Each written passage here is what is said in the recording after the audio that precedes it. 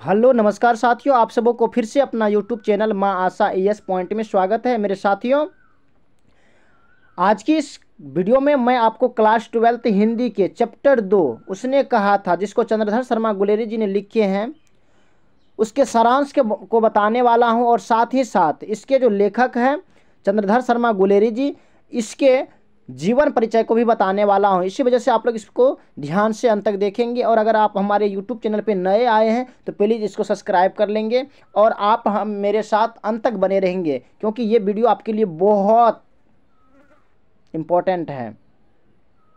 तो चंद्रधर शर्मा जी का जो इसका लेखक है वो है चंद्रधर शर्मा गुलेरी, और इसका जन्म हुआ था 7 जुलाई 1883 ईस्वी में। देखिए, इसका जो है हम जीवनी इसलिए बता रहे हैं क्योंकि आपका जो ऑब्जेक्टिव क्वेश्चन पूछता है बोर्ड एग्जाम में, ये इसी से होता है, जीवनी से रिलेटेड होता है। अधिक से अधिक क्वेश्चन इसी से होता है, इसलिए आपको ये सब देखना बहुत ज़रूरी है।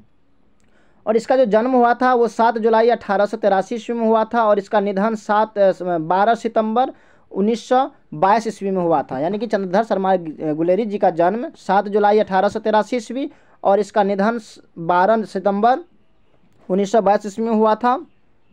इसका जन्म स्थान जयपुर राजस्थान था। ये मूल निवासी थे गुलेर नामक ग्राम, जिला कांगड़ा, हिमाचल प्रदेश का था ये। चंद्रधर शर्मा गुलेरी जी की रचनाएं कौन कौन सी है, इन्होंने क्या क्या रचनाएं लिखी है, तो कहानियां में है सुखमय जीवन, बुद्धू का कांटा और उसने कहा था। इन्होंने अपने जीवन में 3 कहानियां लिखी है, सुखमय जीवन, बुद्धू का कांटा और उसने कहा था। कई बार क्वेश्चन पूछा गया है कि गुलेरी जी अपने जीवन में कितनी कहानियां लिखी, तो आपको ध्यान में रखना है कि 3। उसके बाद है निबंध, इन्होंने कितना निबंध लिखा है, तो कछुआ धर्म, पुरानी हिंदी और भारतवर्ष, देवानाम प्रिय और डिंगल, ये इसकी निबंध है। इसको आपको ध्यान में रखना है। अब चलिए जानते हैं कि उसने कहा था कहानी पाठ का सारांश। अगर आपसे क्वेश्चन करेगा कि उसने कहा था पाठ का सारांश लिखे, यानी कि सारांश का मतलब ये होगा कि उस कहानी में जितने कुछ भी है आप उसको संक्षिप्त में बताएं, उसका मेन पॉइंट आप उसको संक्षिप्त में बताएं। अगर आप इस सारांश को अच्छे से पढ़ लेते हैं ना, अगर आप अच्छे से इस वीडियो को देख लेंगे तो इस पूरे चैप्टर का जो निचोड़ है आपको समझ में आ जाएगा। आप चाहे वो चैप्टर पढ़े या नहीं पढ़े, आपको इससे आपको उसका पूरा पता चल जाएगा उस चैप्टर के अंतर्गत क्या क्या है। तो ध्यान से आप लोग सुनेंगे। तो उसने कहा था शीर्षक कहानी चंद्रधर शर्मा गुलेरी द्वारा लिखी गई एक अमर रचना है, जिसकी शुरुआत अमृतसर के भीड़ भरे बाजार में से शुरू होती है,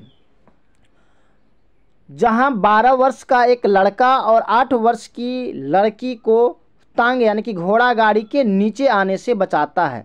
कहते हैं कि यह कहानी जो है ऐसे शुरू होती है कि एक शहर का नाम है अमृतसर, वहाँ के भीड़ बड़े बाजार से ये शुरू होती है, जहाँ पे 12 वर्ष का एक लड़का होता है और 8 वर्ष की लड़की होती है। संयोगवश टांगे यानी कि टमटम के नीचे वो लड़की आ रही थी और लड़का ने उसको झट से बचाया।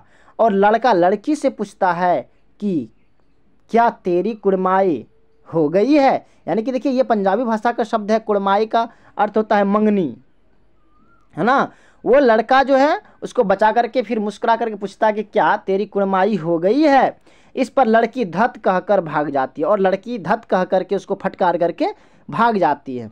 दोनों बाजार में अक्सर कहीं सब्जी वाले तो कभी दूध वाले के यहाँ मिलते थे, और लड़का बार बार उससे यही प्रश्न पूछता था।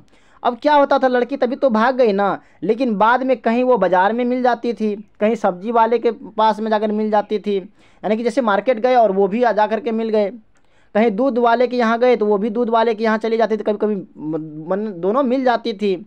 और लड़का बार बार उससे पूछता था कि क्या तेरी कुड़माई हो गई। कुछ समय बाद जो लड़का पुनः उस लड़की से पूछता है तो वह लड़की कहती है। कुछ समय जब बीता, ऐसे ही प्रक्रिया चलते रहा। कुछ दिन के बाद लड़का पूछता, फिर जाकर के एक दिन मिला और लड़का उससे पूछता है कि क्या तेरी कुड़माई हो गई, और लड़की ने वैसा जवाब नहीं दिया जैसा पहले था। तो लड़की ने कहा कि हाँ, मेरी कुड़माई यानी कि मेरी मंगनी हो गई। इस बात पर लड़का उदास हो गया। उस घटना के बाद वह लड़का सेना में भर्ती हो गया। उस पर क्या हुआ, लड़का जो काम करने जा रहा था उधर से लौटा, तो अब समझ भी करते हैं जिसको धोखा मिला होगा तो पता ही है ना। मतलब वो अपेक्षा कर रहा था कि वो फिर ऐसे ही धक्का करके भागे और मुझे बहुत अच्छा लगेगा, लेकिन अब की बार ऐसा कुछ नहीं हुआ। उसका ऑपोजिट बात सामने आई और उससे नाराज़ होकर के लड़का ने फिर थक हार करके घर में नहीं बैठा। उन्होंने ऐसा फिर जुनून किया और उन्होंने सेना में भर्ती के लिए तैयारी शुरू कर दिया और जाकर के अंततः सेना में भर्ती भी हो गई और अंग्रेज़ों की ओर से फ्रांस में लड़ने जाता है। कुछ दिन के बाद वो अंग्रेज़ों की ओर से फ्रांस में लड़ने जाते हैं। सेना में सूबेदार हजारा सिंह, जमादार लहना सिंह, वजीरा सिंह और बोधा सिंह के बीच प्रेम, शौर्य और मस्ती के चर्चाएं चलती है। और वहाँ पे सेनाएं में एक सूबेदार हजारा सिंह था, जमादार था लहना सिंह, वजीरा सिंह और बोधा सिंह के बीच प्रेम, जैसे कि अगर सब व्यक्ति एक जगह रहते हैं तो हंसी मजाक चलवे करता है ना, चर्चाएं चलती है। बोधा सिंह बीमार, उसी में से क्या होता है, एक बोधा सिंह बीमार होता है तथा लहना उसका पूरा ख्याल रखता है और लहना सिंह जो है यह पूरा ख्याल रखता है उसका।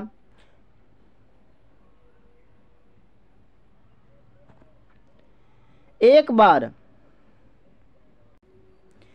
बार सूबेदार हजारा सिंह के बुलाने पर जब लहना सिंह उसके घर जाता है तो सूबेदारनी लहना सिंह को पहचान लेती है और उसे बुलाकर कहती है, क्या होता है कि एक बार जो है ना सूबेदार हजारा सिंह के बुलाने पर लहना सिंह यानी कि वही लड़का उसके घर चला जाता है और लड़के को पता नहीं होता है कि ये उसी का घर है। सूबेदारनी उसको जाते जाते पहचान लेता है। सूबेदारनी लहना सिंह को पहचान लेती है और उसे बुला करके कहती है कि जिस प्रकार तुमने मेरी बचपन में रक्षा की थी वैसे ही हम दोनों को वैसे ही इन दोनों को भी बचाना, यानी कि उसके अपने पति और बेटे भी थे फौज में।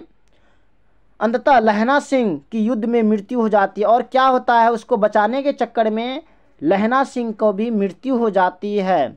इस प्रकार यह कहानी त्याग, प्रेम, देशभक्ति इत्यादि की भावनाएं प्रकट करती है। और जिस समय उसका अंतिम मृत्यु समय होता है और उन्होंने कहता है कि वजीरा जा कर के उनसे कहना कि उसने जो कहा था वो मैंने पूरा किया, तो इसी वजह से इसका जो शीर्षक रखा गया उसने कहा था, यानी कि जब वो मरने लगे तो उससे पहले कहा था कि आप जाकर के सूबेदारनी से कहना कि उसने जो कहा था मैंने उसको पूरा किया।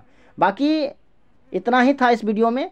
आपको कैसा लगा ये आप हमें ज़रूर कमेंट में बताएंगे और मुझे पूरा आशा है कि अगर आपको उसने कहा था अगर सारांश बोल दे लिखने के लिए तो आप ज़रूर उसको लिख पाएंगे। बाकी thanks very much, all the best. फिर मिलते हैं आगे की वीडियो में, तब तक के लिए जय हिंद।